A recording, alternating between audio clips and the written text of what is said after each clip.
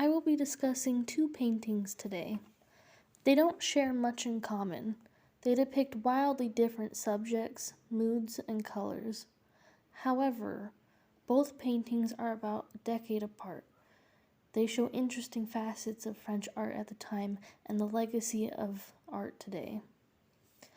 To start, I will talk about Edouard Vuillard's painting, Dressmakers Under the Lamp.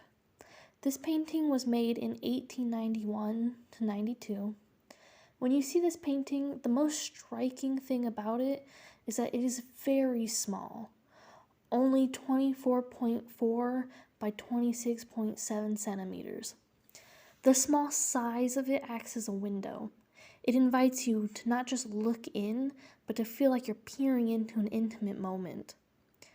In order to see the details of this painting, you have to move forward.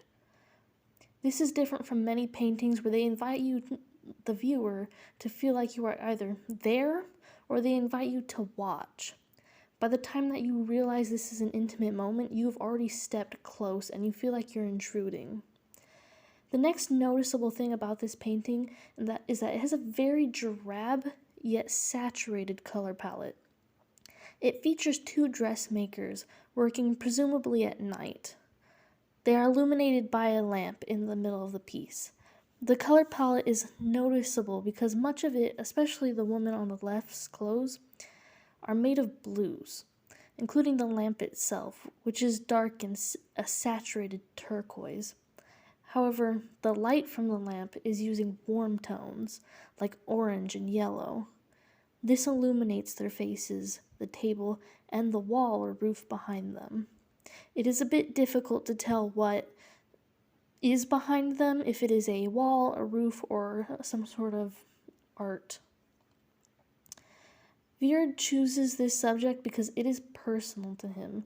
His mother became a seamstress after his father died. Vuillard does not shy away from the fact that this work is hard, it was difficult, and it took many hours. This is the departure from the common representation of seamstresses at the time, and working class women in general. Most famous art, especially art that is taught in history classes today, shows women of middle and upper classes. It's a sort of fantasy about the beautiful and wealthy life of women at the time. Their nice dresses, their fancy, outfits and accessories. Works like Vuillard's underlines that the other side of that depiction. The lifestyles are hard, they're tiring. The women who had to work not because they necessarily enjoyed their work, but because they had to survive. This is especially important because being a seamstress was considered a feminine job. This was more socially accepted for women. And in a way, it was also idealized. This painting shows how even work that is considered feminine and respectable is often difficult. It shows how these seamstresses are presumably up late at night and are tired, but they still have to work by the lamplight alone. The composition really calls this to attention. It is claustrophobic. You can't tell what is happening around them because it doesn't matter. They are consumed in their work. There is a void-like quality to the blue and green tones of what appears to be a wall behind them. You have to focus in on the triangular shape of the darker patch behind them, which really puts you into a tight space. It is hard to tell if Vuillard's painting is truly a feminist piece. His work takes place during the first wave of France's feminism. This wave started all the way back during the French Revolution and ended around the time where World War I began. The second painting I want to talk about is very different from the first. It is almost opposite in some ways. Henri Rousseau's painting, Exotic Landscape, was made in 1910, the same year that he passed away. Rousseau's painting at first glance seems very interesting. It caught me off guard in the museum because it was not the same subject as most other paintings there. This painting depicts monkeys playing in trees and eating oranges. The painting is a little uncanny because it's very two-dimensional, and the two brown monkeys have very human-like faces. The painting itself is very big. It stands at 130.2 by 162.6 centimeters, and took up a large amount of the wall that it was on. If Yard's painting makes you move in, this one makes you step back. You feel like you are surrounded in this odd landscape. This painting uses a lot of bright colors, especially greens. The abundance of shades of green makes all the other colors really pop.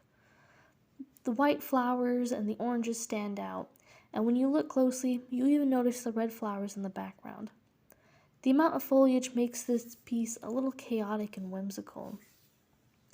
Henry himself was fascinated with nature, but he was odd because he lied about this inspiration. He had said they were inspired by his military service in Mexico, but that was likely a lie. In a way, that actually makes it worse, because instead of authentically going to a place to represent it, he made up a representation and pretended that it was real. And to many people who would have viewed this, they would have no clue. Knowing that this painting came from a European artist, specifically French, and what we had discussed in class, I had chosen this painting because I wanted to discuss the cultural appropriation that was happening in the 19th and 20th century in Europe. By no means has cultural appropriation ended after the 20th century. It is still very much so a problem today. Exotic landscape is an example of a primitivism painting. Primitivism is when European artists use tribal arts from all over the world as influence on their art. This art movement was rooted in many ideas, many of which are problematic, but the ideas themselves are not so important to this discussion as the actual impact of this movement. Like most forms of appropriation, Europeans benefited from it, while the people they took their ideas from did not. Without having somebody actually from said culture teaching people, you often end up with a very superficial representation. This is especially true for Rousseau, because he had never even seen the landscape he was trying to depict. Pablo Picasso is probably one of the most famous painters to use this, and it can be seen in many pieces that use inspiration from cultures of color. The idea of taking inspiration from another culture in itself is not problematic, but this taking of inspiration coincided with the forcing of European ideals onto those cultures of color through colonialism. It also coincides with racism. It is not a coincidence that we do not see many artists of color talked about in art history, but we do see white artists imitating their culture. While these are both paintings by French artists around the same time period, they interact with two different topics, and the way they choose to depict those topics is different as well. They are both very striking pieces, and I think that they can only be really experienced in person.